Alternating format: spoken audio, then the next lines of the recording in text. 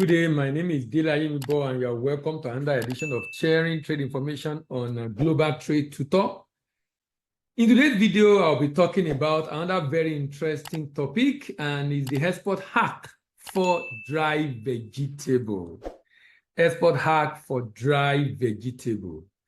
Dry vegetable are simply fresh vegetables subject to dehydration method like sun drying, oven drying, freeze drying, and this process remove moisture and transform them into lightweight concentrated nugget of goodness.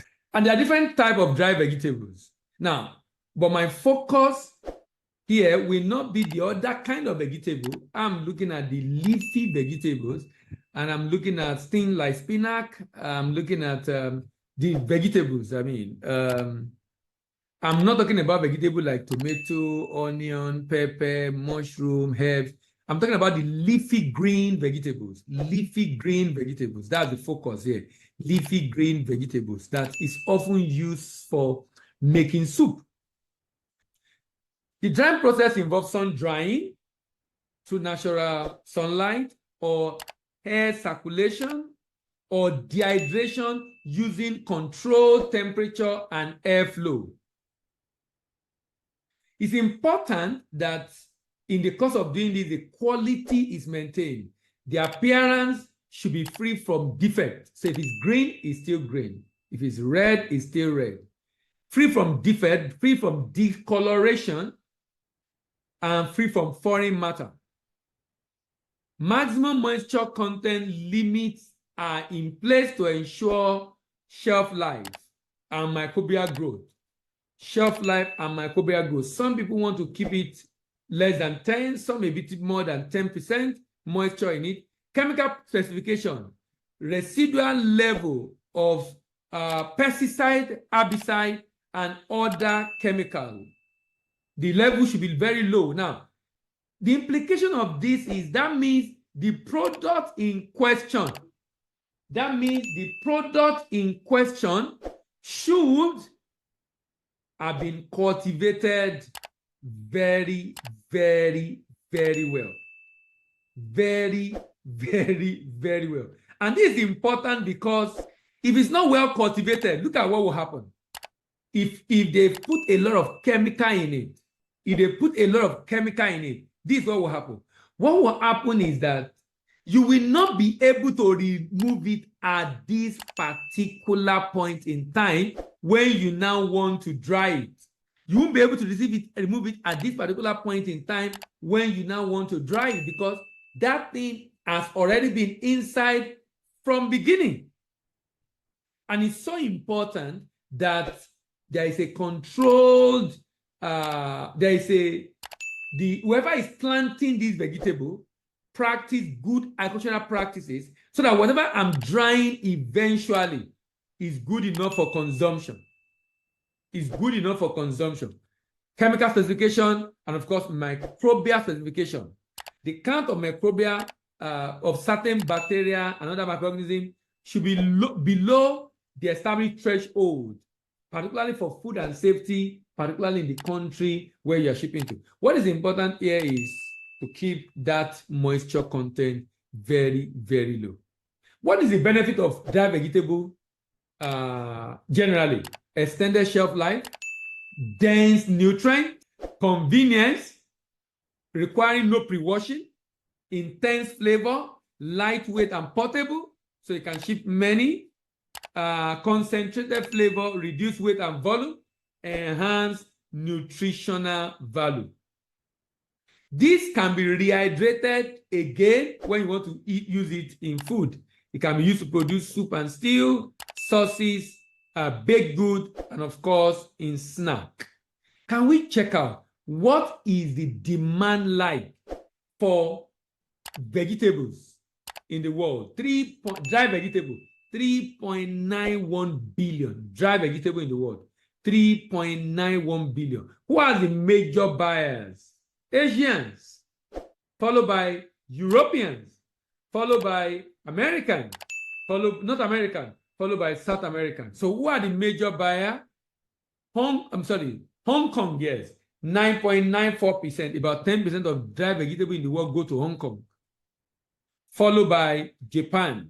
Sorry, followed by United States, 8.36, followed by Germany, followed by Japan, followed by Vietnam. Vietnam is 5.16%. US is 8.36%. Canada is 3.06% of the $3.91 billion market. So if you are looking at the market to go Hong Kong, US, Japan, Germany, Italy, Thailand, Israel, Vietnam, France, Canada, these are the major countries with a good demand for dry vegetable products. As a matter of fact, as of 2022, you see Japan, United States, Germany, Israel, Canada, Thailand, Netherlands have been the major destination of dry, leafy green vegetable. Packaged vegetable for export is a critical step to ensure the product reach their destination in optimum condition. That's why some people prefer to export dry vegetable. And it begins with quality selection, selecting the high quality vegetable before drying and then packaging. Choose packaging material with excellent barrier to prevent moisture, air, and sunlight. Use transparent packaging to allow consumers to see what they are buying. Flexible pouches suitable for smaller quantity of dry vegetable. Packaging size depending on what the buyer wants. Sealing and airtight to prevent moisture and air from entry. It needs to be well labeled depending on the countries of destinations regulation on labeling. Pushing and support because it is dried. It's important to ensure nothing is compressing it to destroy it, and the moisture needs to be kept.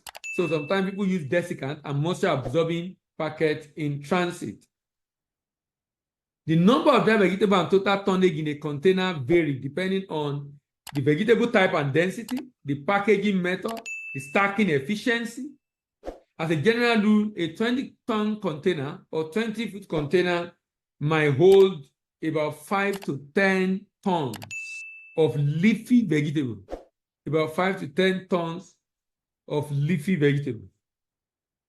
Now, in terms of documentation, you will need commercial invoice again, as usual, packing list again, bill of lading again, phytosanitary, because you have not processed. You have not processed phytosanitary certificate because they deal with raw, and of course, in some cases, certificate of origin, in some cases, certificate of analysis, before the good can be allowed to be cleared. Now, before I close, let me talk about pitfalls. In exporting this product, what are the common pitfalls to avoid? Number one, moisture content. Dried vegetable may absorb moisture during storage. Implement a thorough drying process to achieve the desired moisture content and use a moisture-proof packaging. Number two, color retention. Exposure to light, air, or improper drying method can result in color changes in dry vegetable.